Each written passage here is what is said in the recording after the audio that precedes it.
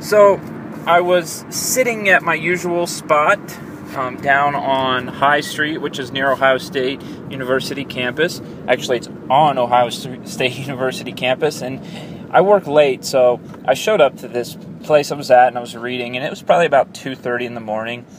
And if you've ever seen the movie, or the TV show, like The Twilight Zone or anything like that, this is straight up from that. I'm sitting there reading. Everything is quiet. Everything is serene. All of a sudden, this kid walks in, just a normal guy, and he says, he looks at me in a real quiet voice. He says, "Can you call 911?" And I said, "Why?" And he's like, "Never mind. Do you have a cigarette?" And I said, "No, I don't." I said, "What's going on, man? What's wrong?" Before I knew anything, he said something along something explicit and walked out the door. Like he would take care of it himself in an explicit manner. And I was like, wow, okay. So I did not drop this. I was like, this is weird. This is very weird that everyone around me was just, so into what they were doing. So I tapped the kid next to me, which I know personally, and I said, "Did you hear what this kid said?" And he said, "No, what did he say?" And I said, "Well, I think he said something's about to go down, call 911. And then before I could get any other information, he ran out. So the kid, my buddy that was sitting next to me, said, "Yeah, right there." So I look out, and there's probably 15, this is not an exaggeration, I would say 10 to 15 people, like speed walking up on this kid, all down the sidewalk, and all of a sudden this kid starts to sprint. He just takes off, and then all the other 15 guys that are following him, I would say early 20s, just hightailed it and eventually caught up to him around the corner in front of a convenience store. What was interesting about this story is that everybody was standing there. They were just standing there watching.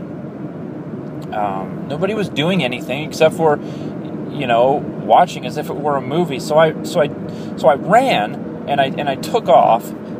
I tried to catch up to this, and by the time I made it up to the corner where all this was happening, the group of guys just started running the other way. Like they were just taking off, hopped into their cars.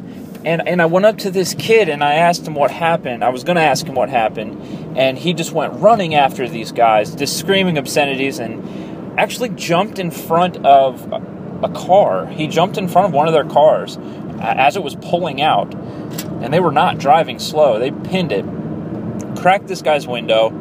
The kid rolls off to the sidewalk, and he is still yelling. And he would not talk to me and whatever. So after all this, I walk back, and everyone is still kind of, like, what happened? I told them, and then no, everyone went right back to their business. And as society, as 5 out of 6 men say that they're Christians, as my pastor said yesterday, it just doesn't seem right that 9 out of 10 people or 5 out of 6 people would stand by and not do anything.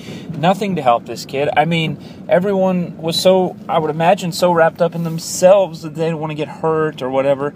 So, they just stayed still. And I think that it was just really remarkable that what if that was your son, or what if that was your daughter? How would you have handled that? I think back to when Peter disowns Jesus and says he doesn't know him. Now I can guess that Peter did this out of fear, because he didn't want to be, beaten or anything else. So I know that we have a natural tendency to do these things, but what if we can consciously, ahead of time, what if, as the scriptures say, not to be surprised when we face obstacles of any kinds? What if we can pray on the fact that these situations are going to happen, and in advance we can already pray for the Spirit's help when they do happen. So we are ready before anything happens. We're on guard, and we are ready to jump in to any situation, regardless of danger or fear or lack of convenience or anything like that. What if we can take these scriptures and we can say, okay, there's already a track record of this. There's already a track record of people standing around when they could be doing something. What if we look in the scriptures and know that we are going to face obstacles, and we are going to be persecuted, and we are going to have times where we need to step up and be a man of God.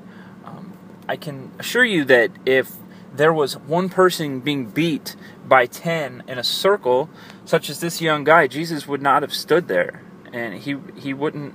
I mean, I think he would have helped, but that's just me.